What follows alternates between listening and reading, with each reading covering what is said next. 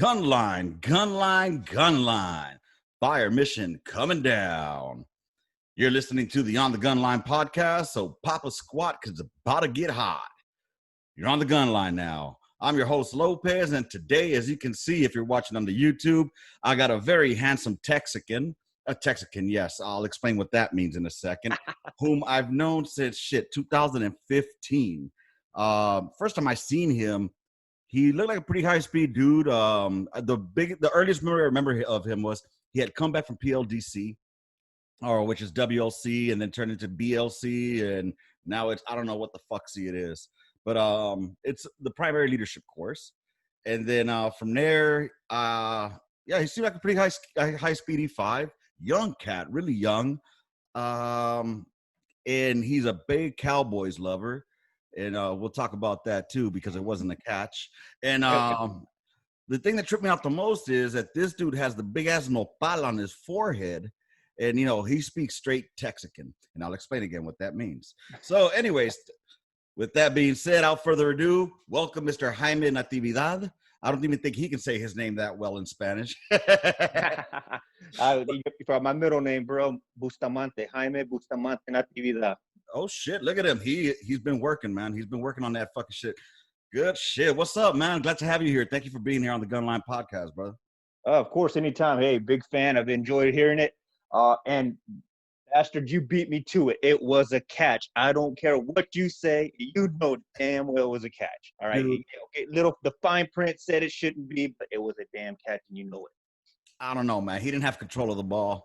Hey, yeah. Mike McCarthy has said it was a catch.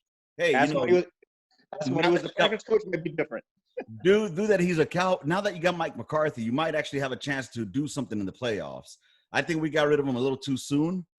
You know, there should have been some other changes made, but hey, you know, congrats on getting McCarthy. He is a good coach. So. Yeah. He'll do his good, man. He will. That's what we needed. That and a new GM, but we know that's not going to happen. Yeah, that ain't happening anytime soon. Well, cool shit, bro. Welcome again, like I said, and let's shoot the shit, brother. Let's let people know about you a little bit. Who is Jaime Natividad? Yeah. Oh, man. Oh, where to begin? Like you said, Texan, born and raised. First 17 years of my life there. Little town called Pecos, man. I-20. You blink, you miss it. Best reference I can give people. If you ever seen Friday Night Lights, Odessa, Texas, about 60 miles west. That's where you'll find me.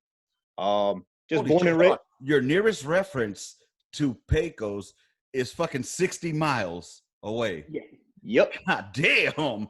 That's fucking out in the boondocks, huh? Yeah, pretty much. I mean, there's other references. Hey, if you know Pecos Bill, you know, growing up, you know, that's maybe another reference, Pecos River.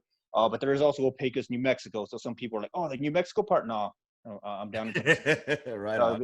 You know, best country in the world, you know. Yes, sir.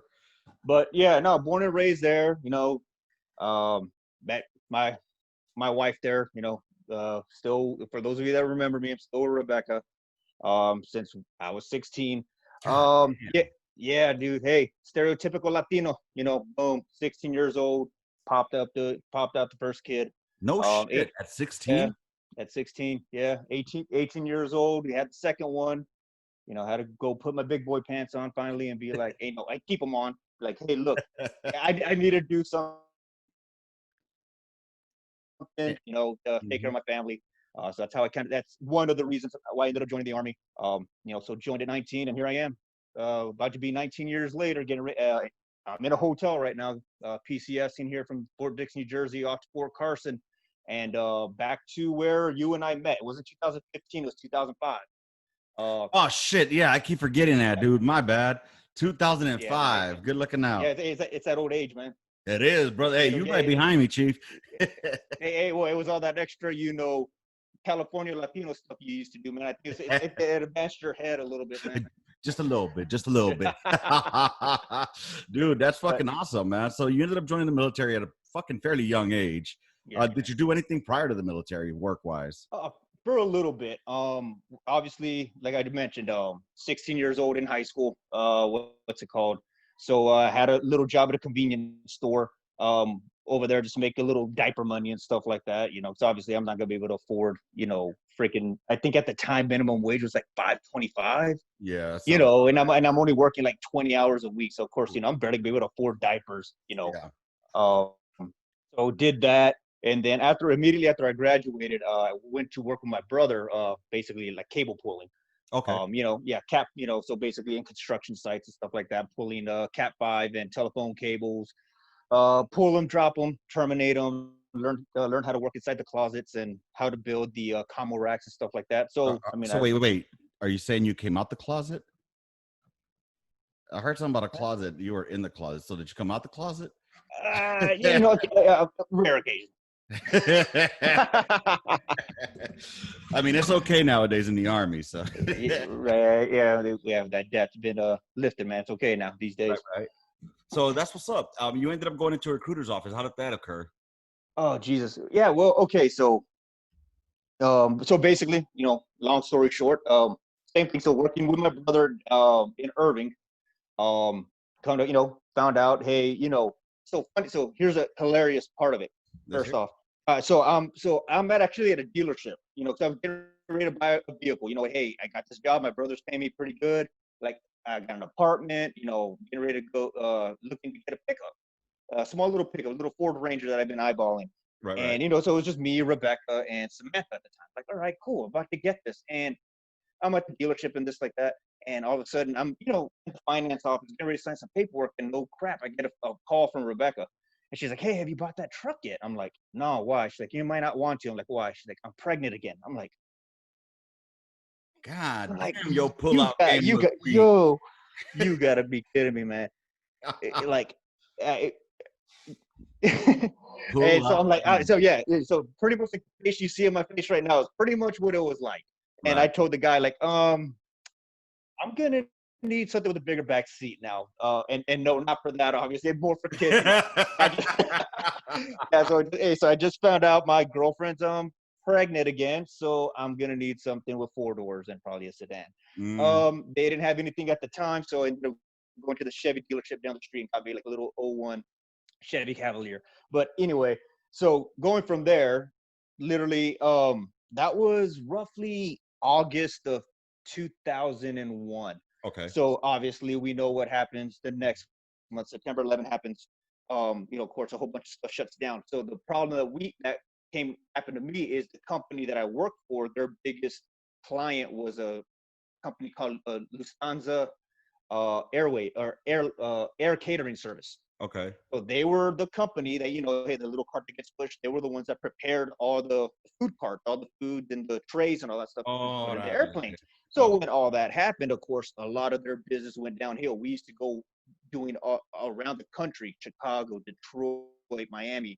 I've seen a bunch of cities going to their warehouses, running cable and building, while they were doing their expansions. So that company took obviously a huge hit after 9/11 happened, because of all the way the weapons were, the box cutters and all that stuff were brought into the airplanes. Or supposedly, let's not athlete hunt that one, right? But so we took a huge hit. So now all of a sudden, hey, I got pregnant girlfriend, I think Samantha would be 2 years up this time, new vehicle, apartment, insurance. I got all this stuff piling on. Like, what the heck am I gonna do? So that's pretty much so that was obviously one of the main reasons why I went to the recruiter. And then of course, I have some family stuff going on as well with the Army. But initially I had gone to go join the Air Force. Because again, experience. My brothers, my 3 older brothers were in the Army. One at the time was actually in. My dad was in the Army and my uncle was in the Army. But okay, I'll be honest. I was just kind of like, I just need to join. I need to join, try to get a trait that's a skill that's going to come out. I just want to go in for the college money. So I was trying to go to college too. Right. So, and I need insurance, steady paycheck, whatever. So I went to try to go to the Air Force first. Like, nope, you're considered a single parent. We don't need you. Right. So that was kind of me thinking, all right, that's the world telling me, all right, let me go join the Army. So I went next door, talked to the dude next door. And pretty much here I am. Obviously the main reason I joined was, to take care of the family, take care of the kids. You know, Did what's it you called? think you were gonna make it a career though? Oh God, no, dude, no, God, no. Never would have thought. My primary goal, like I said, my recruiter, Rebecca and I were already engaged. We were like, hey, look, we're pregnant. You know what? We just need to do something. We loved each other. Yeah. So we married. So we already had plans to get married, but it was gonna be after basic. Right. My recruiter was like, dude, look, you're already engaged. You want to marry her. So like, you need to do it before. So I actually ran into a good recruiter. I actually had a good one, man. He hooked me up. He like told me, this is what you need to do. This is, hey, go work on your push-ups, your sit-ups, your run, all this kind of junk. And you can come in as an E3. I'll give you a little PT test and you'll be good. So I mean, he told me what I needed to do. I didn't do it though. I didn't be, I went in as an E1. Still, yeah. So I still went in as an E1. Yeah, and I'll be honest. When I did that, I didn't do as well as I knew I could have because I was scared. Okay. Because again, it was just one of those things. Like, hey, look, I'm a 19-year-old cat, and one of the things like one of my brothers told me was like, hey, look, normally they're gonna look for the guy who's been promoted because either A's in the National Guard or B, they're looking for the higher ranking people to be in charge of everybody else. Like, man, I'm gonna be a 19-year-old kid trying to be in charge of a bunch of nah, man, I'm not ready for that. So I'm not gonna say I bullshitted it. I didn't prepare as well as I should have. Okay. Too easy. Well, the biggest question of them all: how the fuck did you end up at 13 Bravo? Yeah. Okay. So fun. So again, getting my family. So going to the Air Force, to the Army. So now take the ASVAB and stuff like that, and get a decent score. I ended up with like not horrible, but high enough to get a majority of the jobs. Okay. You name it, supply, MP, freaking some S6 stuff. Right. And then of course, scout, scout, infantry, tanker, artillery, all that stuff. Mm-hmm.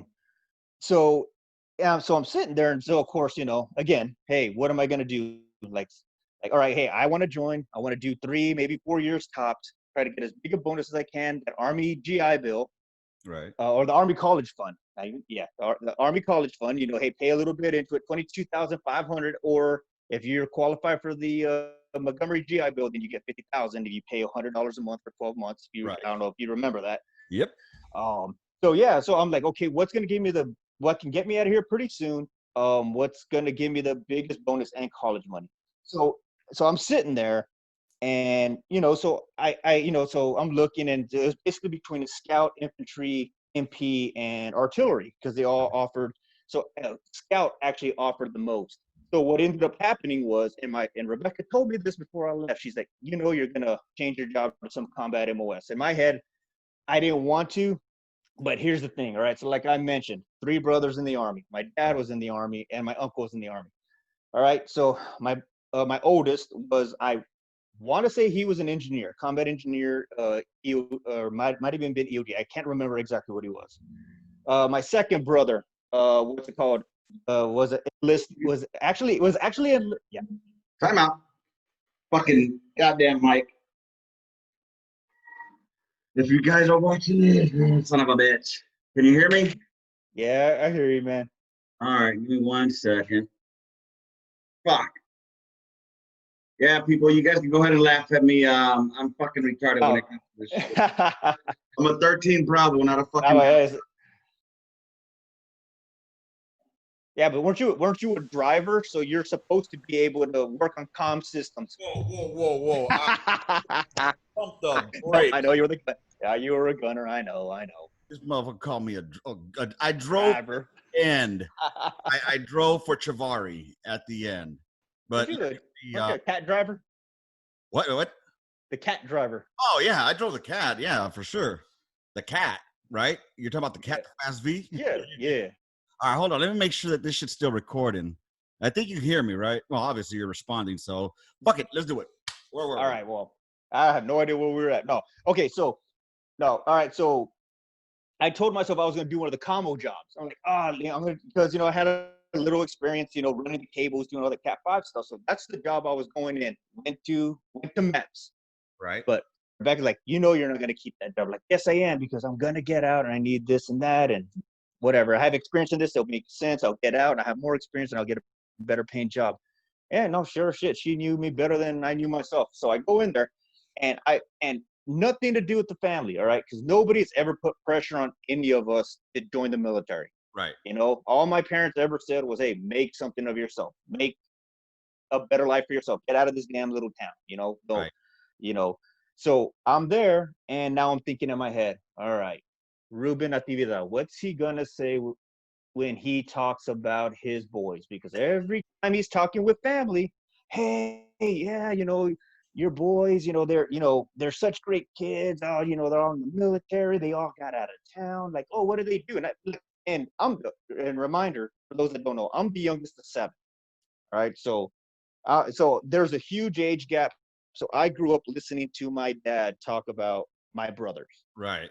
So, well, okay. So, oh yeah, you know, Rafael, you know, he was Desert Storm, you know, he was an engineer, you know, then you got Israel, who's, you know, he's an infantry officer right now, or he's an infantry officer. He's been in Bosnia and Kosovo. And then you got Ismael. He's also a college graduate. También, all 3 of them college graduates, by the way, too.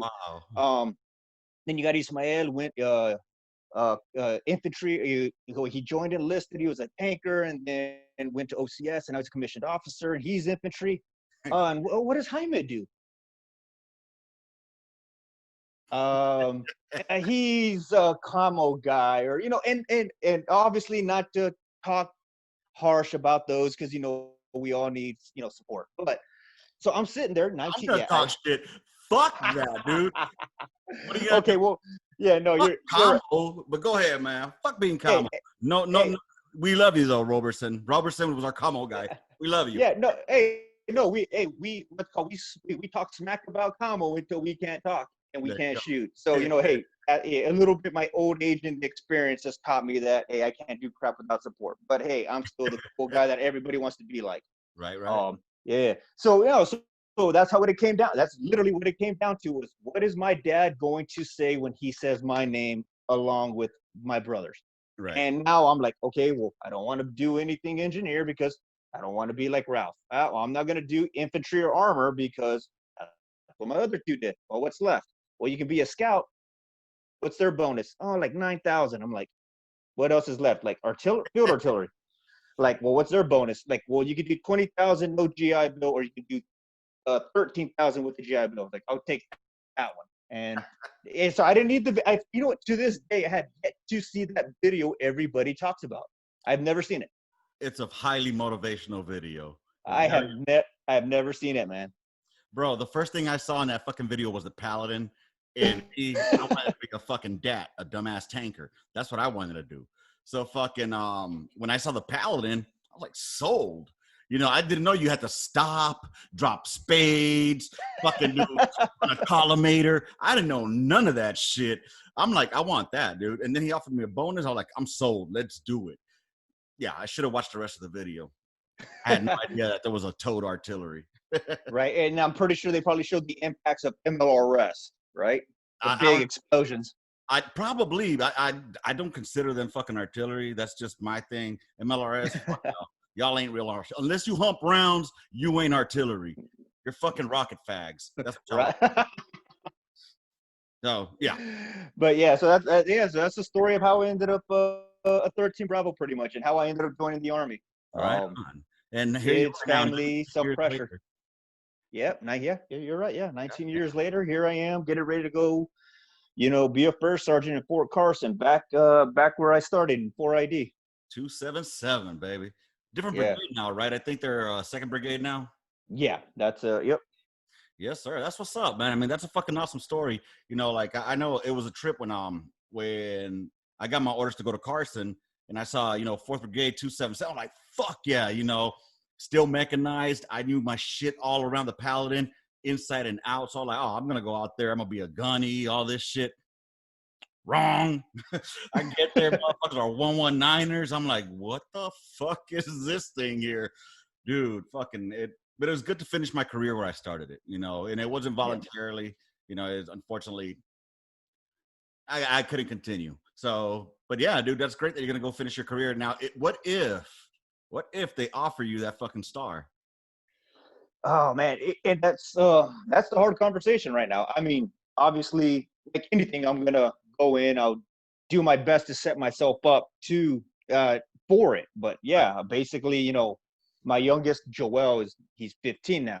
Oh, wow. So yeah, I've already had Samantha and Elijah graduate. And Joel's the youngest, so he's going to be a sophomore. So yeah, so I'm basically, the plan had always been Joel graduates, and then I will drop my retirement packet, and the next year get out. Basically, give all my kids give him a year out of high school to get himself situated. And hell, I'll be 41, 42 years old, retired. Whatever, E8 now. Oh, And I'd be loving life. yeah. But it's definitely gonna be hard, man. To make that, if it happens at the same time. Like if I get picked up and he's graduating, yeah, it's gonna be be a tough decision, especially now with me finishing all my school. Right. I finished my bachelor's here, and I just last week finished my master's. Got my MBA. So what'd you get it in? Business, yeah. Right on. So now you're talking like big money coming out. A lot more than I probably would have gotten. Just having a regular bachelor's degree. Right. So it'll be a tough decision. So it'll basically be, hey, do I still love the Army that much to continue, or is the money more important? And I can probably tell you, I'm 95% sure I'm gonna still love the Army enough to continue. You know what? I wouldn't blame you, especially with the job security that you have in the military right now, especially with all the COVID shit going on out here, bro. Yeah, it's great to have that plaque and all that education, but it's gonna be a bitch if you ain't got nowhere to go use it at. You know what I'm saying? Exactly. Yeah, dude, it's awesome, man. How many deployments you got under your belt? I got 4. Holy shit, 4 deployments. I'm talking about real deployments, not Kuwait deployments, not rotations to Korea. I'm talking about real deployments. No, okay, really? Seriously, we're gonna have this conversation? I'm just saying. Hey, all right, we're gonna get technical like this. It was a catch. Do we know it was a goddamn catch? No, it's 4. I got the 3 in Iraq. 3 in Iraq when I was at Fort Hood, and then did 1 in at a Fort Stewart. Oh, okay. So, shit, that's right. You were in, you went to 19, right? No, I went to 176. So that's right. 176. Yeah. Remember the awesome story when I was at Fort Stewart, when I was at SEAL, and I got my orders. You were the first one to hit me up, and you're like, "Oh man, you going to the Marne division? Hey, don't let them lie to you." What's called it's not Express, what's it called? It's not the Marne Express. Like, hey, just remember, man, Marne is not. It's not named for the Marne River. It's an acronym. Yes, it is. All right. Remember it? I do remember. Okay. Well, I'll go ahead and say it because you can. Remember, but I'm going to let you say it. Yes. It's my ass raping never ends. That is correct. That is the Marne, baby. Oh, yeah. And I will tell you what, dude, there is no bigger truth, man. And I say that because everybody, you know what, for anybody that's listening that's still in the Army, or even everybody's going to talk smack about, 82nd's the busiest, 101st is the busiest, everybody know. All right, nobody, once you've been in long enough and you understand the bigger scope of things, check it out, man. 3rd ID only has 2 brigades. That's it. And they're the only, 3rd brigade doesn't exist anymore.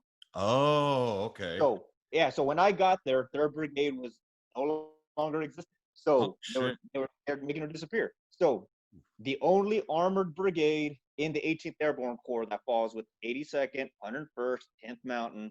Then you have the only armored brigade on the East Coast, or division, I'm sorry. So while everybody else has a brigade that's deployed, the brigade that's getting ready to deploy, doing a JRTC or NTC, and then you got that one brigade that just got back and is sucking down all the damn red cycle taskings like salute battery, borrow military manpower, range control, stuff. Guess what 3rd ID is doing? All that same stuff, but with only 2 brigades. You know what I mean? So, dude, I tell you what, you were 100% right with that acronym, man. You know what? But it was crazy, man. I'll tell you what, though, there's a lot of history with the 3rd ID. And that's one thing I fell in love with was the history. Fucking Artie Murphy. I mean, they make you, I don't know if they still did when you went, but when I went there, one of the in-processing things, you had to go to the fucking the museum. Yep. And learn the fucking history of the 3rd ID. Bro, I was like, my eyes were like, fuck.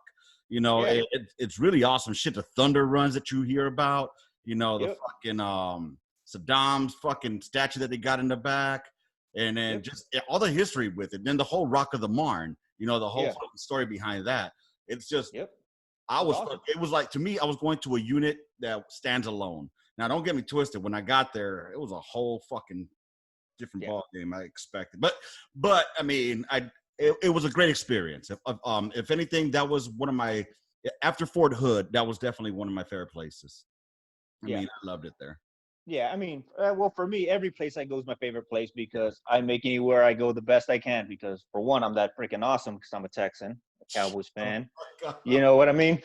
And two, man, at the end of the day, dude, I've learned over the years that the only people that are ever going to get stressed out over anything is yourself and possibly your family. Exactly.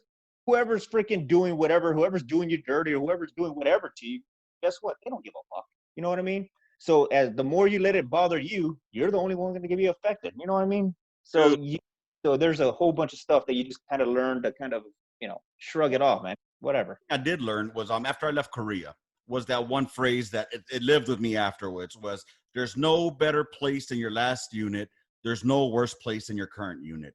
Once I learned that phrase, I was like, that's exactly true. Because I remember I thought 277, I couldn't wait to fucking leave it. Then I got to Korea and I was like, oh God, this unit is all shitty. But then again, I had time to learn my fucking job.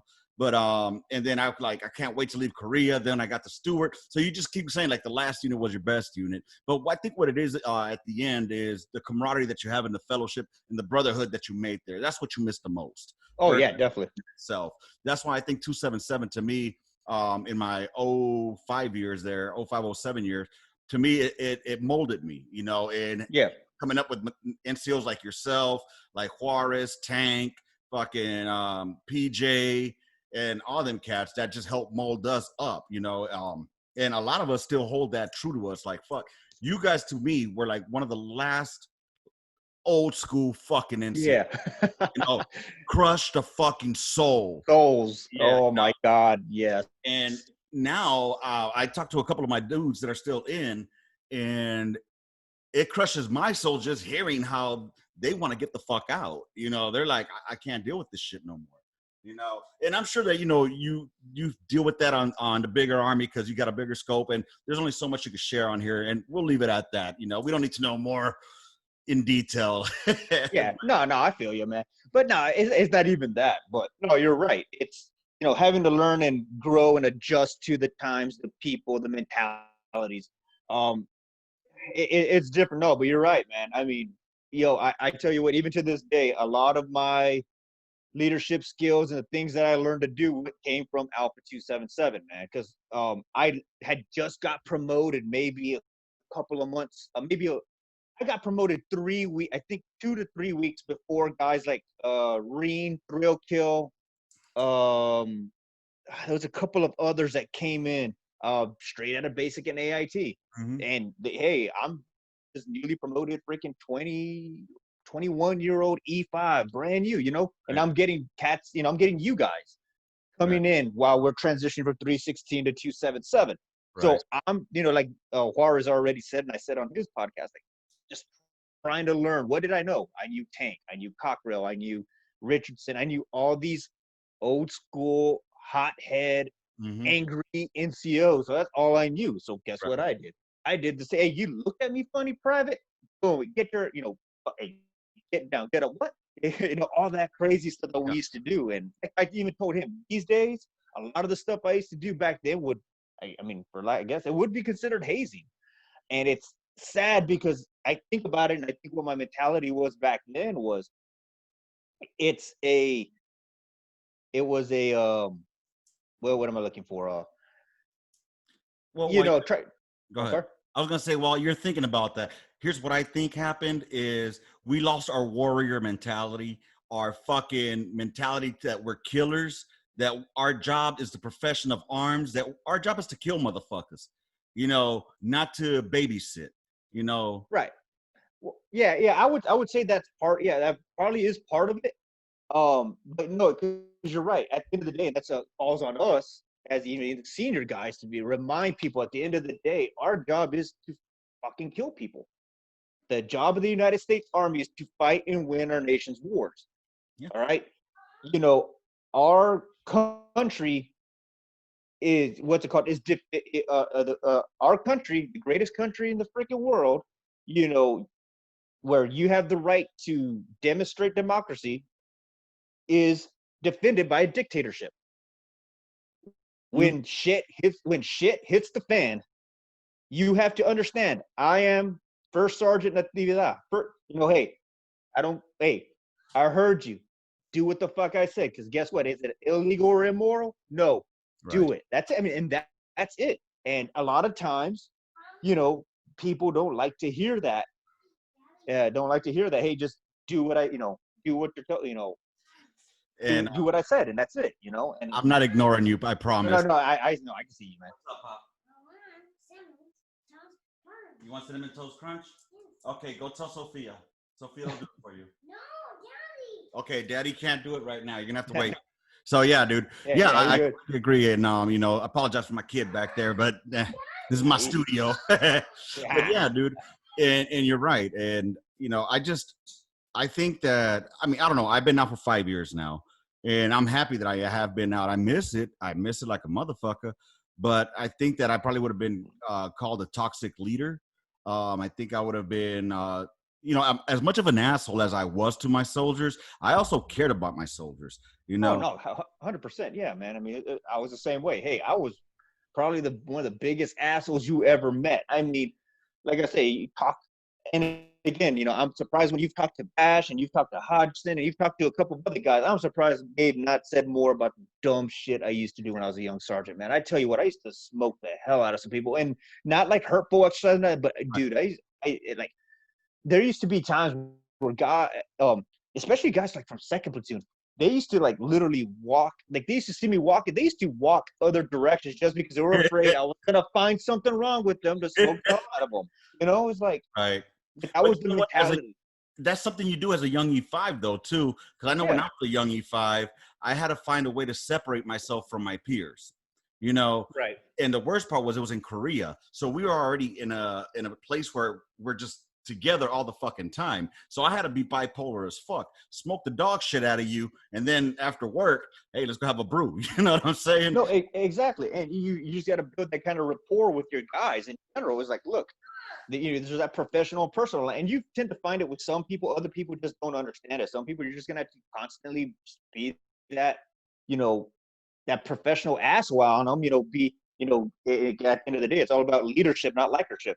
Exactly. So like, you know what I mean? And you know how many times I used to sit there and smoke the hell out of guys like Reen and Matero, Thrill Kill Dickerson, France. How much how many times I used to smoke the crap out of France, but how many times he's emailed me back and I chat with him and he's like, look, everything that you used to do to me, it instilled so much discipline and in my head, and it made me grow up. It made me understand, like, hey, look, this and the third, and this is why, hey, I got to learn to be on time. I pay attention to detail. Why this and that, and see, that's a great thing right there, dude. Like a lot of people need that. They look for that when they go into the military. They're looking for that Full Metal Jacket fucking moment. You know what I'm saying? Right. And I've always referred back to basic training where we had OSUT. And our drill sergeant said if it was fucking easy, anybody could do it. Right. So if it's supposed to be tough, because if it's not tough, and if anybody's watching this YouTube, you see I'm getting fucking destroyed here. But if it was easy, any joker off the street could call himself a soldier. There would be no fucking honor in it. You know what I'm saying? Right. And that's one thing that I prided myself in. Like, especially as artillerymen, we've always, I felt, had a higher standard with everything in the army.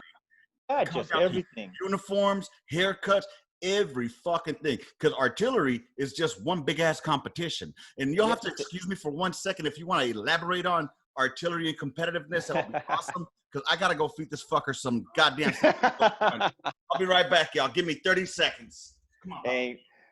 I'll be back. Ándale, ponle, cabrón. Run. Oh man, this is awkward as hell. Everybody gonna be laughing. No, but hey, for everybody knows, and Hey, for those of y'all that happen to come on with Lopez after the fact, hey, feel free to tell a story or two, just so, hey, always just take back and shoot the shit, man, like you always used to in the gun line. It's fun as hell. I'm ready to get into these stories between first and second platoon because, hey, Smoke Norwood, if you ever listen to this, hey, we love you, man, but your platoon ain't got crap.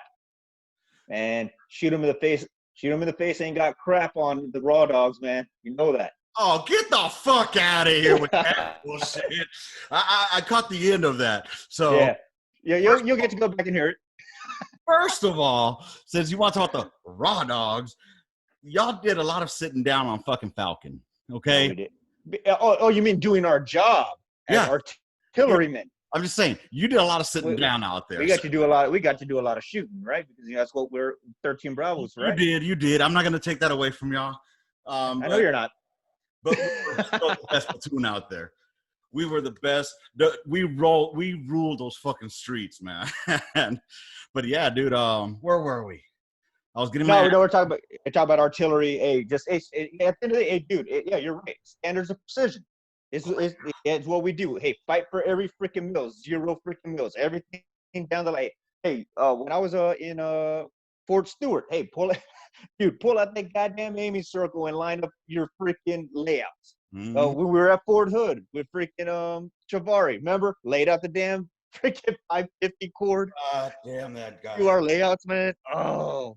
You know what? It took me a while to get used to Chavari. He actually turned out to be a pretty cool dude. He turned out to be. Yeah, but again, that's that whole, hey, you know. Oh, no, that he never took off that round brown. That was his issue, dude. Dude, he was one of my drill sergeants, man. Get the fuck out of here. Dude, he was one of my drill sergeants. Luckily, he wasn't one of mine. He was the other platoon. I felt bad for them dudes. They were constantly getting smoked, man. Dude. I was on CQ when he walked into the building. And, dude, I'm a staff sergeant at this time. Okay. And, dude, I popped the fuck up thinking I thought I was back in basic training. I saw his ass. And I'm just like, he looks at me. He's like, why do I know that name? I was like, you were one of the drill sergeants in my battery. Like, you were in 4th platoon. Like, oh, you were down there with freaking Cotton and Calloway and Mahara, huh? I'm like, yeah, Roger Smoke. It's like, I remember you. I'm like, fuck. Man, I'm like, damn. Man, I don't know if it was for a good thing or a bad thing, but I guess obviously things turned out well. You know, dude, we used to ride the hell out of me, man, as this damn gun chief, man. Oh yeah. But yeah, dude. You were gone obviously by the time he was the platoon sergeant. Yeah, because here I am. Young E5 just got promoted to staff sergeant, thinking, oh man, I'll be good. I'm gonna have Tank and Pete and Weimert and all these guys. I'm gonna get to be around and learn from Juarez. They all fucking PCS, man. Now all of a sudden, I'm the senior guy as the staff sergeant. I got Hodgson, Hunt, and Ariano. Yeah. And now, now all of a sudden I'm the senior dude. I'm like, what the fuck, man? You're my senior chief. All right, senior chief this, senior chief that. Like, dude, this ain't even a real freaking title. Leave me the hell alone. It's not, dude. No, dude. You know what, dude? I just remember now that you said Ariano. I remember I ran into him the last time when I was at BNOC Phase 2, or what they call now, it's ALC. I ran into him now. Because I remember BNOC was 2 phases. There was the first phase and then phase 2. So I went to ALC, and I ran into him out there. He was working at the schoolhouse and shit. Yeah. I saw him working like he had a little low rider and shit. That fool, he was a straight wigger. I don't give a fuck. Yeah, dude, the first time I met him. Just don't say that word because you can get in trouble. So. Yeah, no, dude, straight up though, man. The first time I met that guy, because I was at, I think when I was at BNOC Phase 1 at Fort Hood. Okay. When he showed up. So I remember Chavari had me coming back, hey, check in after class, whatever. Hey, forget that whole, hey, you're in school, focus on school bullshit, man. You a gun chief. You're a chief. Hey, you got to check on your guys. Right. And especially I was the only one who never had an NCO. I had freaking Quintero and then eventually got Cunningham. Okay. Yeah. Yeah. Oh, yeah, dude. Hey, I tell you what, dude, I can tell you some stories about them too. Dude, those 2 guys were like this. And you know what? You know how many times I had to sit there and tell them, look, I don't give a fuck how much you guys don't like each other personally. Y'all two are gonna get along, and we're gonna be this best goddamn section in this goddamn battalion. Or I swear to God, I'm gonna dummy cord you guys together until y'all get together. Guess what? I had to dummy cord them together in the field. Those motherfuckers, dog. I did. Dude, hey, I tell you what. After that, them two got together. Like, look, I don't give a shit. We are never doing that again. Right. And they learned after that. That's how I ended up with that damn Top Gun, man. Hell yeah. Later on down the road, but oh man, freaking. So when I met going back, see it, right. Going back to Ariano. So came back and Chavari's like, hey, yeah, we got this new E5 promotable. He's gonna be 3rd section gun chief. You know, his name's Ariano. Sergeant Ariano. Martin. You know, see his name. All right, Martin Ariano. Okay. Yeah. Cool. Okay. Hunt's like, yeah, this dude's kind of weird. I'm like, what do you mean? He's like you're gonna see, like, they'll see what I mean. All right, cool. See this damn maroon Escalade on freaking 24s with a goddamn, freaking spinners. I guess it's 3 wheels, right? You know, thumping, dude, like just loud as hell. Pulls up into the parking lot. I'm thinking in my head, dude, please don't tell me this, dude. Dude pops out, white, pasty white as hell. For anybody out there that's ever met him, pasty white as hell. Bald ass head, freaking, yeah. I see him, I'm like, what the hell? Like, dude, this is I'm thinking freaking, 8 Mile. I'm thinking all sorts of shit, dude. I'm going, because he's from Detroit. Detroit, what? Yep. Yeah. I'm like, what the hell, dude? And I go talking to him, and he's like, hey, son, Natividad, hey, ¿cómo le va? And I'm like, what the fuck? And the dude speaks Spanish. Right. Yeah. You are right, dude. At 100%. Like that motherfucker. If you heard him talking to the phone, you think he's black. That motherfucker sound black as death, dude. Yeah, dude, go ahead. You are right, dude. Dude grew up in the hood. Yeah. So that's what he knew. He grew up in the damn hood. But but he's pasty white as hell, man. Freaking Miklo. And that was a good one right there, dude. You know what I do remember? And he had red hair. Was he a ginger? He was a ginger, dude. Dude had red hair. So dude, you got about all sorts of discombobulated. For real, you got a motherfucking Frankenstein there. That motherfucker is a ginger white boy that speaks Spanish, last name Arellano, who sounds like he's black. God damn. That talk about diversity right there. That motherfucker's a walking EO complaint. Yeah, man. I remember were y'all together when y'all went to the field when he was chiefing for the first time?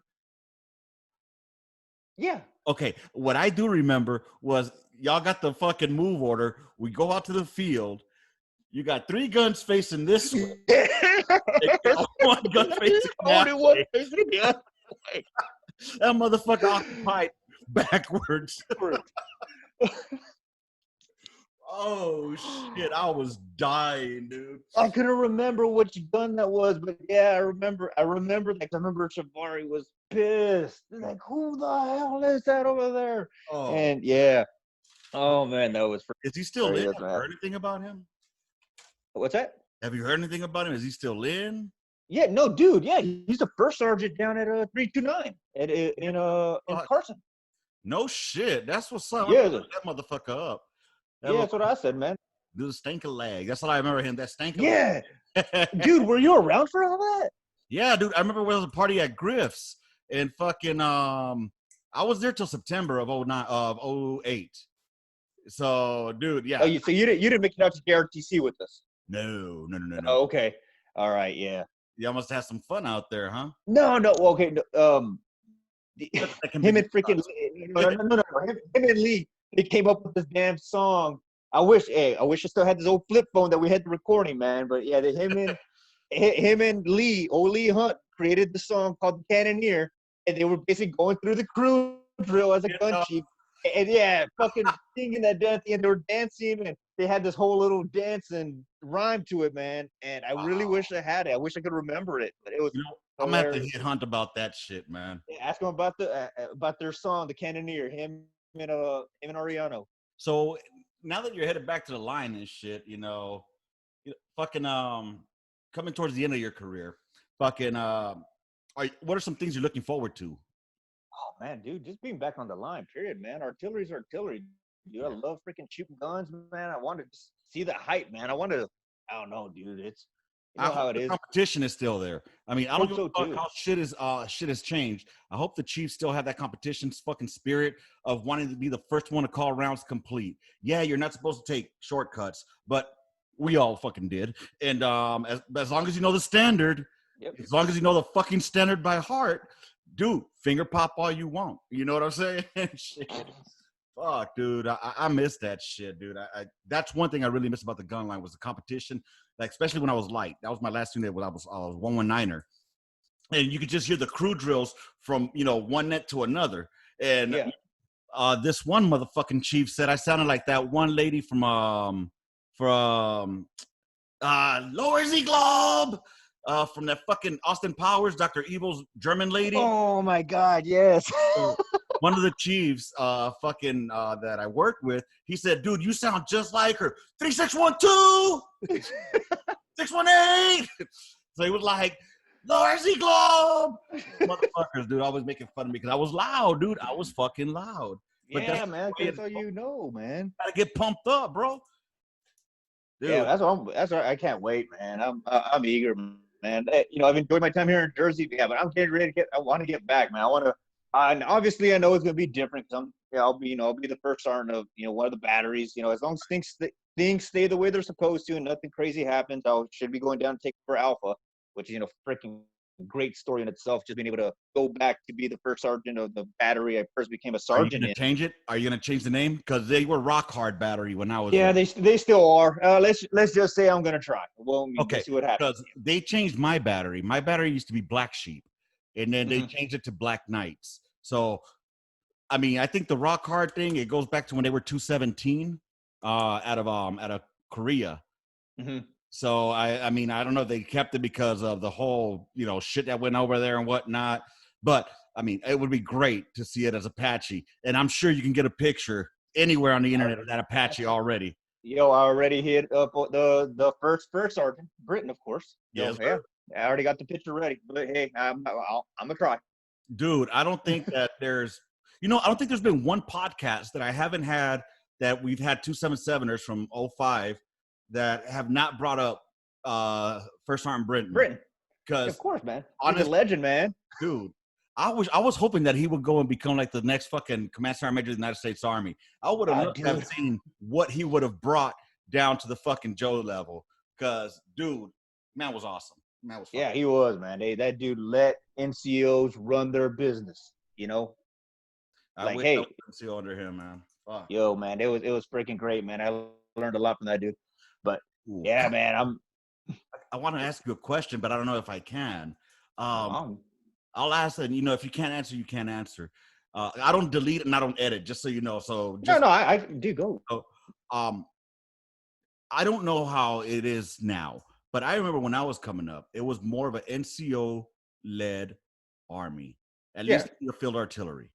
And I got kind of in trouble one time because I stood up for my Joes against the fucking XO, the LT, and I told him, "You're not going to fucking do that, sir." And anyway, we got into a small altercation, but I wasn't a punk bitch because I was always taught that by Smoke Norwood. You know what I'm saying?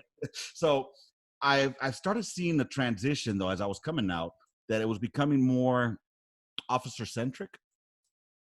And I don't know if there's anything you could elaborate on that, why it's coming more officer-led versus NCO backbone. Because the backbone's getting soft, man. That's it.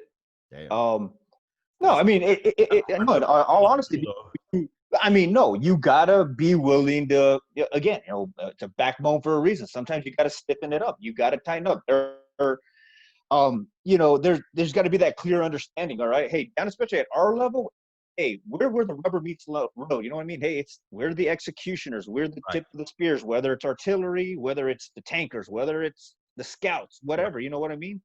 Hey, whatever the grand mission is of said general or said officer, by the time it gets to us, we're executing it, right? Exactly. So it's just, again, going back to, the grand scheme of things, there is no such thing as NCO and officer business. It's all leadership. You know what I mean? But there's roles and responsibilities. Right. Officers, come up with a procedure, policy. They plan it, we execute. Exactly. Officers create policies. They create, what we execute the procedures. We execute in the execution. Right. You know what I mean? So give me my left and right limit. Give me my resources, and let me fucking execute. You know what I mean? Man.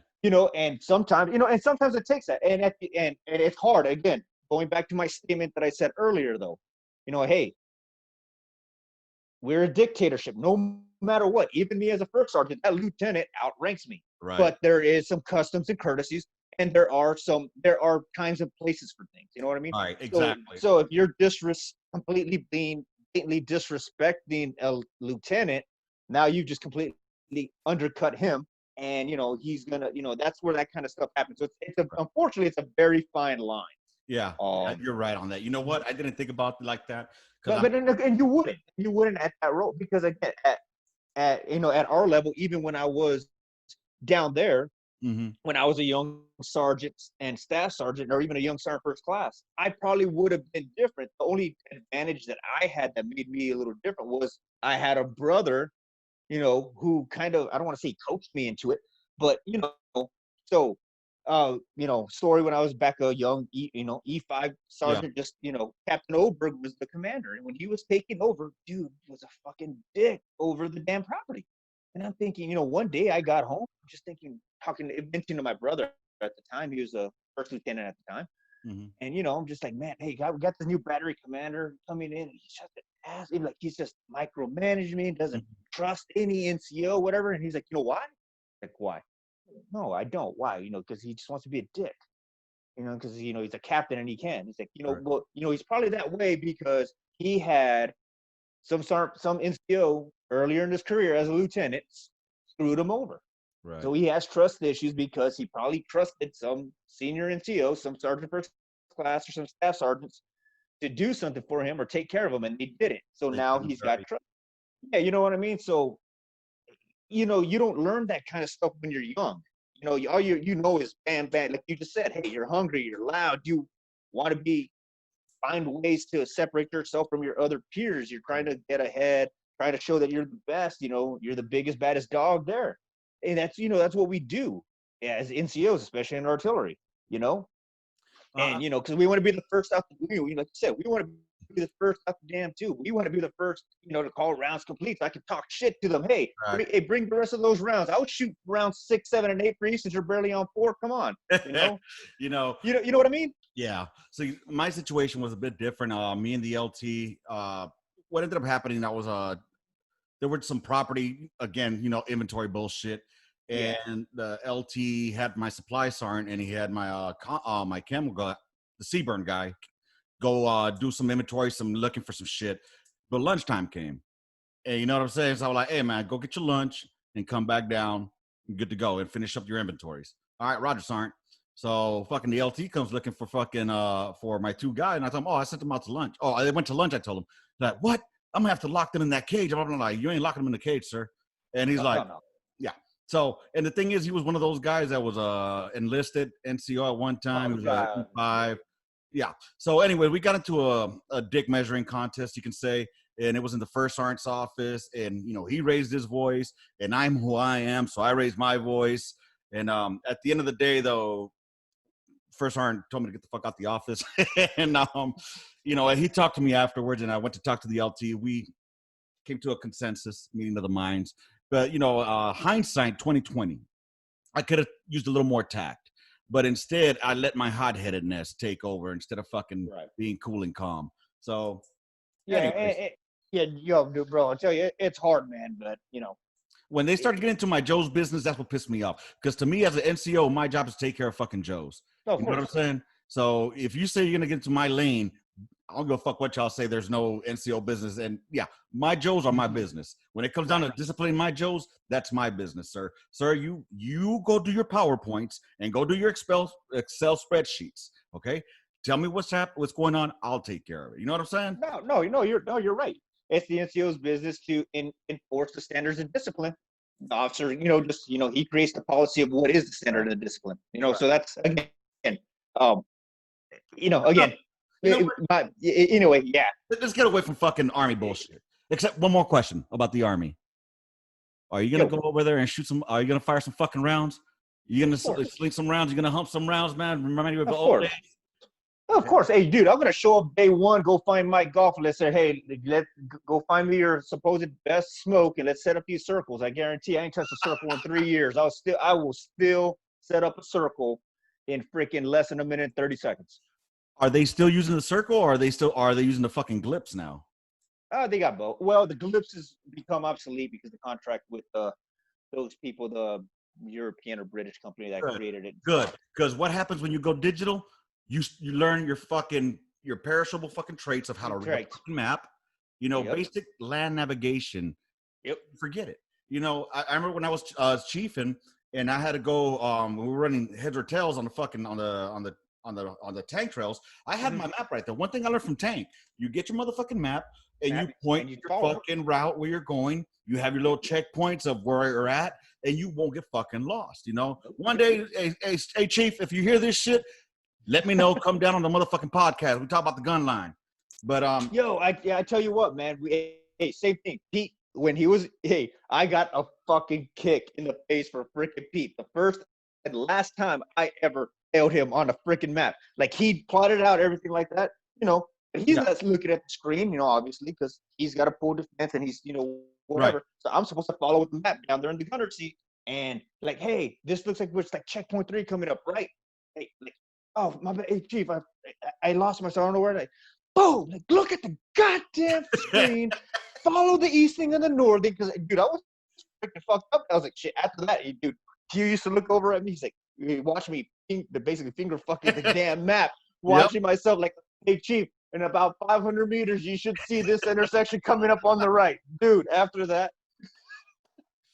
Dude, fucking Tank had an antenna. He had like a fucking broken antenna. Dude, man. So, yeah, man, I mean, I'm excited to see, you know, the good things that are coming for you. It's great that, you high-speeded like a motherfucker. I mean, you fast-tracked pretty much, no? Yeah, well, yeah, I did. I made got picked up for E7, 7 years. You know, had to wait a year to get picked up. So, I've been lucky, man. Not lucky, man. You've worked hard for everything you fucking have. So, what are your plans? I mean, your near-term, short-term plans so far. Let's say you got to wait 3 years now. Or how long? You got to wait 3 years before you see if you come out on the list for the Sergeant Major, right? No, I'm eligible for promotion now because I've been E8 for 2 years. But I mean, I'm never gonna get picked up until I do any first sergeant time. So, you know, so I can be KD complete. So yeah, I'll do my year as a first sergeant, and then that'll be my first evaluation. That'll kind of give me a puncher's chance. But it won't be till I think the second one. Hopefully, all goes well. I get two good years as a first sergeant in somewhere, and get picked up with everything I've gotten rated here and all the schools and everything I got to do here. But yeah, like I mentioned earlier, hey, Joel graduates, and that'll be basically same time. All that kind of aligns. Joel's graduating, got 2 hopefully really good NCOERs as first sergeant plus all the stuff I've done, and since I've been here. Plans, like as of now, let's say for example, best case scenario, you know, you end up. Hey, I'll stop you right now, man. I don't know what I want to do when I grow up. No, I mean, okay, for example, like where are you planning on moving back? Are you coming back to Texas? No idea. Not a clue. That's the best way to live. I tell you what, have you ever been to Colorado though? Nope. Dude, you're going to fucking love it. I'll tell you that right now. As soon as you get there, I recommend you go to Pikes Peak and run, because I've never been a good runner ever in my life, ever. Y'all know that. Oh, yeah, me neither. So the first time I ran out there, I think I made about maybe a quarter or half a mile, and I was gassed out because the elevation and the thin ass air, dude. It was fucking horrible. That's what I do. That's what I hear, man. I'll get there sometime. Yeah, I start moving tomorrow. I'll get there probably like Tuesday. Okay. And I'll have a couple of extra days to myself, and I sign in the following week, and we'll see what happens. So yeah, I'll be able to get like 2 or 3 days in, and you're senior, so you really don't have to check in. I mean, you don't have to do all the in processing with everybody else. So hey, man, I'm a soldier. I just do what I'm told. Hey, three pieces of advice I was given a long time ago: do what I'm told, do what I'm told, do what I'm motherfucking told. And you can't go wrong. Hey, as long as it's not illegal and immoral, Just do Wise it. fucking words right there. You know, do Yeah. what you're told, do what you're told. God damn it, just do what you're told. I remember those words from my drill sergeant. Fucking, Yep. yeah, man, it's fucking awesome. And then so, don't know yet. What interests you, like, or do you? What are your expectations about getting out? I mean, because it's around the corner if you think about it. It is. Especially army wise. In army time, a year goes like that. It's fucking done. 2 years. Yeah, no lie. You know, so I look like a 5 year out. Okay, that gives me a little bit of wiggle room. Like, okay, what am I thinking about doing? So, Yeah. no idea. Not a clue. I mean, honestly, I think, like I said, I just tried to take advantage of the time I had here, got my schools done. Honestly, I think, everybody says Carson's going to be a great spot. So if I do decide to go out, I'll probably try to do a GS route, because at the end of the day, this great country that we live in, guess what's our biggest bill? Freaking Defense Department, man. So I'm gonna go try to, I guess, look for a job in the defense somewhere, whether it's freaking Raytheon or Boeing or somebody who's building, something for the Defense Department, someone who's got a huge contract with the government. So I can always find a gig there or get a GS job, hopefully somewhere. If not, I don't know, find some civilian gig doing some manager. I'm hoping that MBA will, do something good for me. And if not, but here's the funny story, man. But I actually always wanted to be a math teacher. Math. Yeah, they go, hey, wait, and this is a good talking point, especially for the bullshit, for the crap that's going on these days. Mira, wait. You're right. So growing up, this is and okay, so kind of, I don't know, venturing a little bit into the freaking uneasiness of this goddamn world these days, man. Right. All right, dude. We talk about how this is systemic racism and all this shit, man. At the end of the day, all this shit is learned. Like, dude, growing up where I grew up, you know how many times I heard, "Oh, you want to sit there? Oh, you're a smart one. Oh, you want to be like one of them white boys, huh? Just freaking, whatever." If I was smart and I was Mexican, I wanted to be white because I was smart. Right. You know what I mean? Because I wasn't over there with my cousins, getting high, spray painting, vandalizing shit. You know what I mean? I would, if I was, having good grades at school, you're trying to be like those white boys over there. Exactly. We looked at success as trying to be white. White, exactly. People talking properly, as talking white. Right. Yo, yeah, if I wasn't talking, hey, ¿cómo estás? Hey, or if even worse, if I wasn't talking in Spanish, mire, este güey ni quiere hablar en español, nomás quiere hablar como esos gringos. Right. Dude, what the fuck, man? Dude, I tell you what, man. My mom always tells me this story. Like, first off, she'd be like, screw them. My mom only speaks Spanish. Okay. But, so all I learned growing up to the age of 5 was Spanish. Right. But when we went to go register in school, my mom, obviously the teacher's like, hey, the administrators were like, hey, well, does he speak English? Like, no. Like, also, we want to put him in an ESL class. Like, no, why? Like, well, ¿por qué lo vas a meter? Ya entienden español, usted que enseñan inglés. Well, no, hell no, put him with the regular kids. You'll learn English that way. Sink or swim, basically, is what my mom said. Same. Yo, so that's how I came up, man. And it's crazy. Yeah, I think about it, man. It's like I think of that, and I don't know. Sorry, I didn't want to get all. Oh no, dude. This is bullshit. This is the gun line, brother. One topic leads to so much other shit. Yeah, dude. And back to the Texican thing. Now, this is what I mean by Texican. Hispanic is Texican. Now, it's not meant as an insult. Like, honestly, I applaud you. I really applaud you because a lot of people that speak like, well, it's called pocho. Tejano. Right. And the thing is, so some people are embarrassed to use it or speak it because they're going to get made fun of. But the fact that you're still trying to push through it, and you are pretty fucking fluent in Spanish. I mean, not the greatest, but it's Texican. In San Antonio, I trip out. These motherfuckers like they just crossed the goddamn river. And they don't know a lick in Spanish, bro. They don't look a lick. I'm like, are you serious, brother? I mean, you look like you literally just fucking crossed. And I'm like, right? No, it fucking trips me out. But they can pronounce their last name fucking Spanish perfectly. But anyways, yeah, dude, I mean, I applaud you. And I hope that you try to transfer that down to your kids to learn Spanish or no? Yeah, no, dude, I've been horrible, but I've tried it, but it is difficult. Are you first generation or second? Second. Okay. So your parents were here already, right? And then you right. Okay.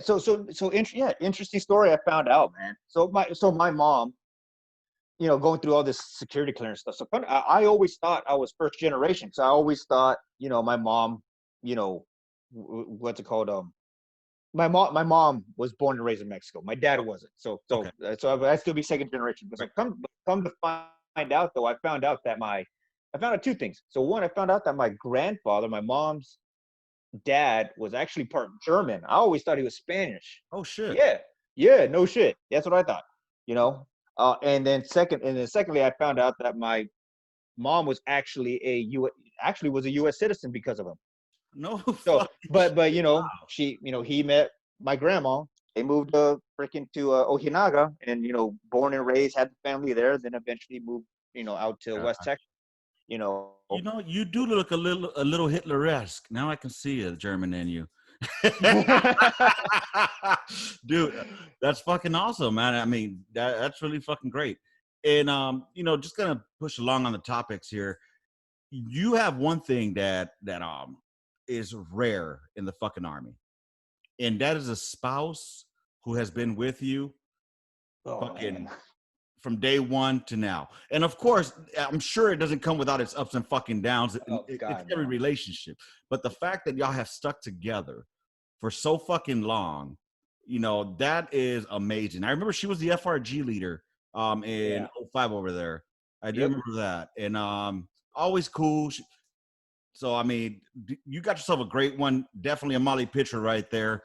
So, I mean, what would you tell a Joe? How does he find himself his own Rebecca? Ooh, go to Pecos, knock her up at 16. Oh shit, right? Hey, by the time I get there, it's too late, man. Right, dude. Honestly, man, I don't know, man. At the end of the day, dude, it's just about compromise. I mean, I guess it's cheesy or lame as that advice sounds, man. You just got to find that happy medium. Right. Compromise with each other, and at least with her, it's the little things, you know what I mean? At the end of the day, I mean, I could buy her cars, I could buy her houses, new furniture, all that shit, but she actually likes and appreciates more when I randomly bring her a Diet Coke or freaking her favorite candy, or randomly bring her just, how many times I get weird, funky looks at the shop next. I'm driving home and I would just swing by and grab like one of the little $5-6 dozen roses or flowers that they got there. Hey, she's allergic as shit to freaking carnations, but guess what? It was the thought that I decided to stop and grab you flowers. I know, but yeah, you're right, man. A lot of ups and downs. We've been through a lot. But obviously we've made it through and we're good for it. We're good now for it. At the end of the day, you just like anything else, man, you gotta struggle and fight through it all, man. Exactly. Anything good in life doesn't come easy. Exactly. Because if it was easy, anybody could do it. Anybody could do it. There would be no value to it. You know what I'm saying? Exactly. So yeah, man, that's awesome. I just wanted to bring her on because also, just the how can I put this? All the hardships that she's had to put through, with you being a soldier, with you being away, with you going from E1 to now E8, all the stresses of being a chief, being a fucking gunner, being in charge of soldiers. I mean, that shit, a lot of people don't understand, but there's a lot of fucking stress that comes with that, because it's not just hey, check in the morning and you're done. You got to know their finances. You got to know what they're doing. You got to know who they're seeing. You got to know how their family's doing. That's the fucking epitome of a leader. Your soldier inside out. It's not micromanaging. It's knowing them. We say we're a fucking family for a reason, because we know each other fucking inside and out. And how much shit flows downhill. Somebody fucks up, it fucks up onto you.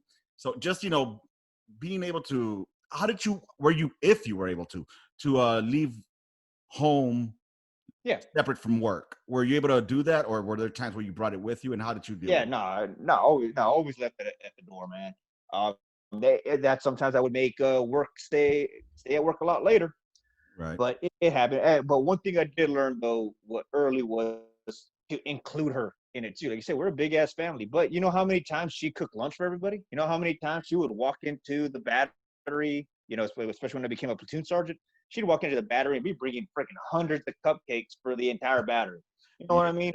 Like, best way to do is just get her, just have her get a little involved. When I was at E5 with all the guys, even when I was a gun chief, I used to bring the section home. she would have a freaking buffet. She'd have a feast ready for everybody. Like, hey, look, this is just us to you. Hey, thanks for everything, so include her in it all.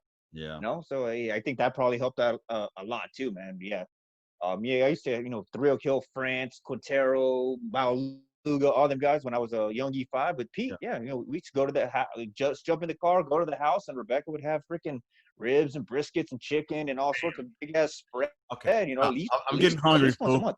I'm getting hungry. I haven't eaten. So just so y'all know, just a quick story. We started off a little bit late today, and that's because maybe about 30 minutes late, because I had an appointment I had to go take care of. But on the way over there, somebody got the idea of like, hey, why don't we stop by Wiener Schnitzels and get us some milkshakes, because they got these Reese's Pieces fucking tasties. Fucking you and them wieners, man. Dude, went there, bro, and there was a fucking line and a half, man. So we got there, but now we have to fucking sip these down fast because my kids are going to want to see, they're going to see them and they're going to want some. So I kind of, took a little bit of a long way to come here. So that's why I was running late, and I apologize to you, Master Sergeant, because you're still not yet, and for being late. So, dude, I'm hungry. I haven't eaten yet. That's why when you were saying, have you eaten? I haven't. I still got my carne waiting for the carne asada. But, yeah, dude, that shit tastes delicious. One thing you guys are nasty here in Texas with, though, is that barbacoa. Can't do it, Chief. Not my thing. I ain't eating cheeks off a fucking bull. Man, again, that soft California Mexican, man. The fuck it! Well, not Mexican. Oh, well, Salvadorian, whatever. It's whatever. Somewhere down. Well, as Kowalczyk says, I'm sub-Mexican. I'm below. I guess as long as you're not running around with pinchy MS-13 on, you crush your damn forehead. I guess, dude. Dude, crazy. Ooh, let's not get political, brother. Let's not hey, dude, I tell you, man. So I can tell you, man, just growing up that way, like, yeah, ridiculous, man. Go ahead. No, honestly, man, I think of the dumb stuff I went through growing up. Dude, I don't want to sit there and say I was like a racist growing up, because I mean, obviously, but you know what I mean? You get so much stuff put into your head. Dude, I tell you what, man. So where I grew up, the little section of the body where I grew up, like literally a block over was, the projects area. And of course, that's where like all the, majority of the black families that were in our town live. And I tell you what, man, so my entire time growing up, us and blacks, we're like this. Right. Like, literally, I was raised basically like, I don't like black people because, basically minorities at each other like this. And hey, but you don't want to be successful, because if you're start growing up being smart and being successful, then you're trying to be white. Like, you're trying to be white, yeah. And I tell you, that was one of the greatest things that the Army taught me was, at the end of the day, it's not the fucking color, dude. It's, people are people. It's all about the individual, and you got to learn to take people, who people are on their merit and what they show you and how they are, man.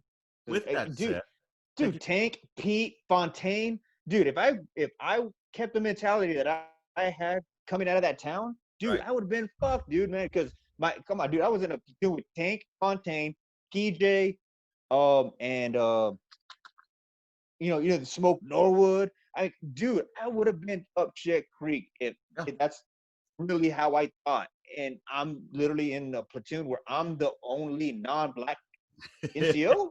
Hey, what is up with that, man? I mean, you probably can't answer this, but why is it that heavy units are very diverse, you can say, versus light units and I don't know. Units are. I can only tell you what I've been told by guys like them, is because they say, dude, they want nothing to do with falling out of a plane. Dude, I guess I don't know.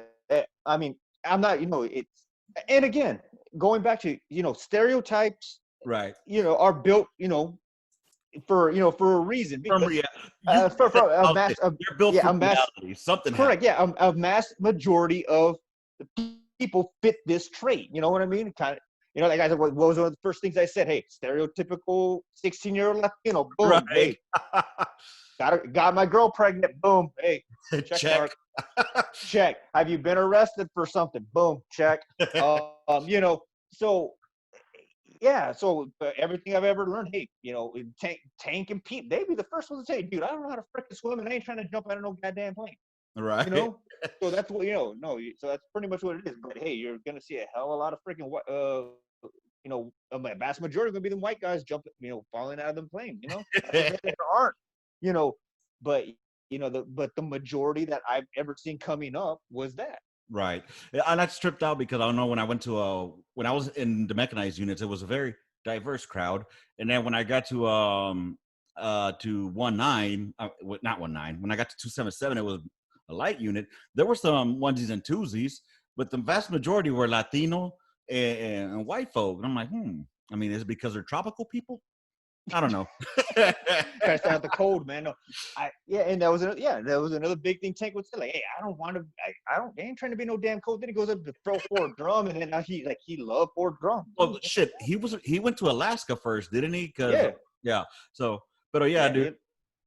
Let's go ahead and start wrapping this shit up. I think I've taken about an hour and a half of your time already. Oh, damn, really? Damn. Yes, sir. That go by quick, man. I don't even know how long we've been on here. It does go by pretty fucking fast, man. I do appreciate you being here, and I wish you nothing but fucking greatness and your success in the military. The Cowboys still fucking suck balls, man. Dude, I tell you what, man. You freaking dude. We go at least 10-6, man. We're playing the AFC South. Wait, no. What? No. Which is the one with the Browns and the Bengals? Oh God, I don't fucking know. I don't even watch. Freaking North. We're playing the North division this year, so I think we play y'all. I think we got you guys. No, you guys got us this year. You sure? If y'all do, then wait. I would have bought the fucking tickets already. But then again, do you think there's gonna be a season? It'll start. I don't know, man. I can't look. For as much as people don't like the Packers, Lambeau Field is it's a monument there. I cannot see this place empty during a fucking football game, whether it be the Cowboys, the Bears, or who the fuck ever. That place is always sold out.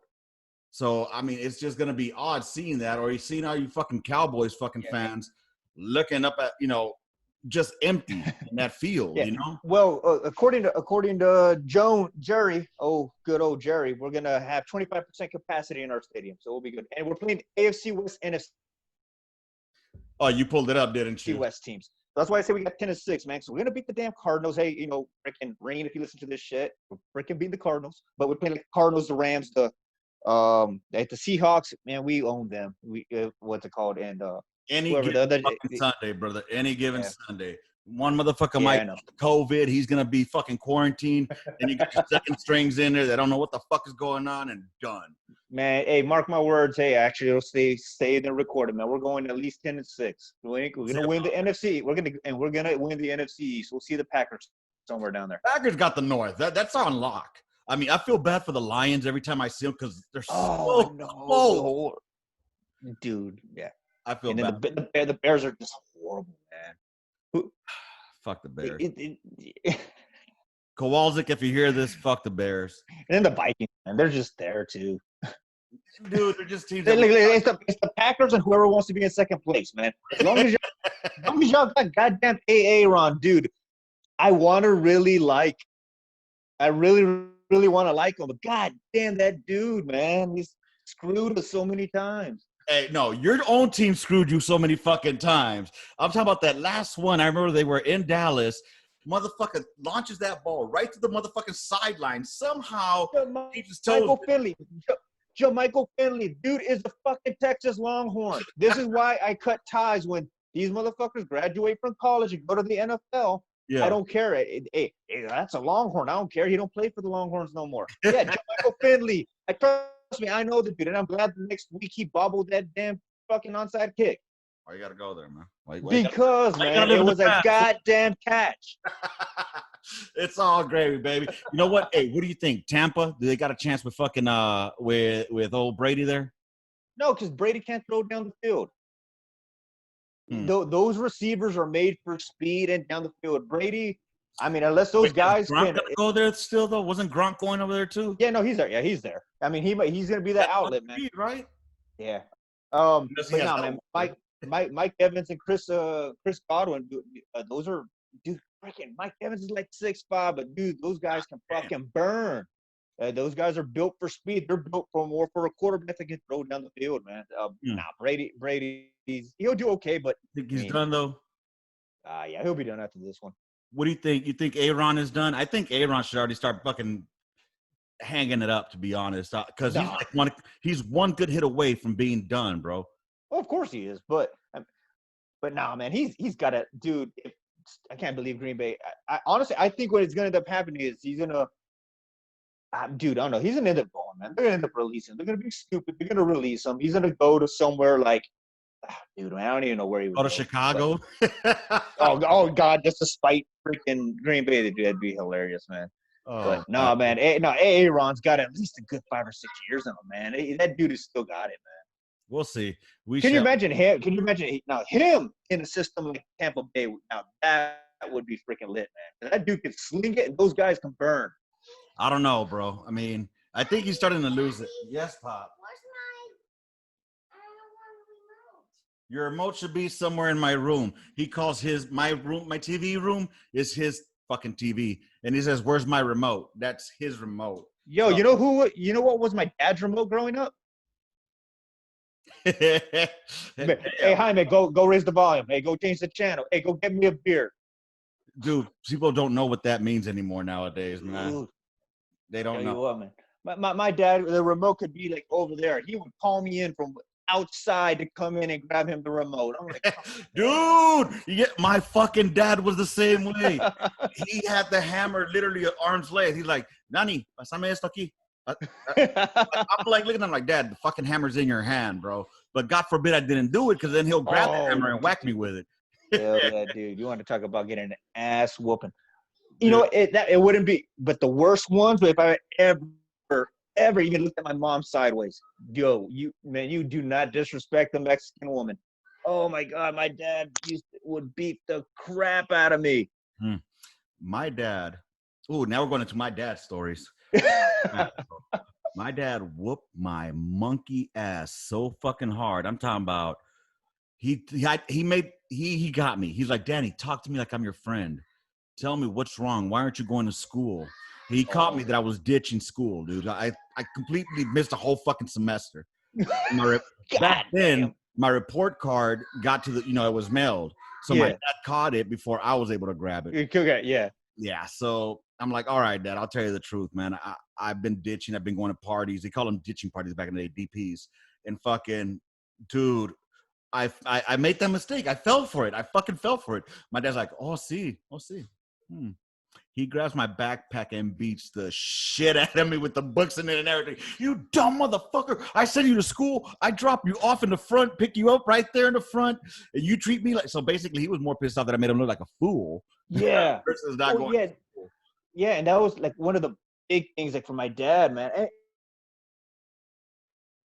It wasn't even necessarily – and again, I guess this goes back to that whole – my dad speaking thing was, at the end of the day, there's, hey, yeah, U.S. Army on the left, and you got your name on the right. That's all you got, man. So like you said about Britain, like how many of us have stories that include him? Because, so that name's going to be remembered. You know what I mean? So kind of like that, like, now, kind of like my dad, hey, growing up, freaking, we get in trouble with the police. Like, hey, what's your name? Oh, Jaime Natividad. Like, Ruben Natividad? Like, yeah. Like, oh, okay, you're one of the good ones. And and I used to kind of get by on some stuff because my dad had the reputation of raising good kids. Right. Hey, thanks, brothers and sisters, because there's 3 of each. So I already, by the time it got to me, I could get away with a little bit because my dad already had the reputation of having good kids. So, okay, we'll let it go. But if I was one of the other, Natividad kids, then they were probably going to hold on to me a little longer. Like, gotcha. But that's a whole other story for a whole other time, man. Gotcha. Hey, Pimpin', it has been a great time, though. And, got any single sisters, by the way? Because I think I saw one in one of your pictures. She looked kind of cute, man. She single? Dude, I got 2 of them, actually. Do they got cute feet? That's a big thing for me. Yeah, well, I'll leave that up to you, man. But no, hey, like I tell everybody, dude, I got the most beautiful sisters in the world, man. It's just that attitude you got to deal with. Yeah, I ain't about that life, brother. That's why I look for wife. Hell no, man. Hey, it has been a great time. It's been a pleasure having you here on the Gunline Podcast, man. Yeah, man. Dude, I can't wait to do this shit again. Hopefully, you know, either whenever you get a chance to come on here, just shoot the shit, or when you get pinned fucking Sergeant Major, you know, the future looks bright for you, man. And I'm sure that'll be fucking great. You'll do great things in the Army. Any special shout outs you'd like to give to anyone before we go ahead and shut this shit down, brother? No, man. Just hey, for anybody old Apache Battery 277, like I said, God willing, everything goes the way it's supposed to. I'll be going back to our stopping grounds, man. So hopefully for all of y'all, hopefully I can represent everybody really well. And to you, it was still a fucking catch, man. Thanks for having me. And hopefully you'll change it to Apache. Yep. Apache, or as fucking Sergeant Woods used to call it, Arachi. Dude, wait. I thought you were trying to cut the segment off, man. I was, man. I'm going to end it on a happy note, brother. Hey, man, it's been a great time out here. Thank y'all for listening to us here. Make sure y'all catch the midweek memo where I'm solo on the solo tip now. And I don't know what the fuck I'll be talking about, so y'all go ahead and suggest some shit. Other than that, make sure y'all listen to Under the Net Podcast. That's motherfucking Sergeant Juarez's. It's a great place where you'll catch some fucking lessons of life. Mine, we just talk shit and fuck around. Anyway, and for y'all motherfuckers out there, if anybody wants to be a hater, check this out. We just talk shit on the gun line. If you ain't about this life, get the fuck off the line. Anyways, with that being said, love, peace, and hair grease, y'all. Gun line out. Bye, motherfuckers.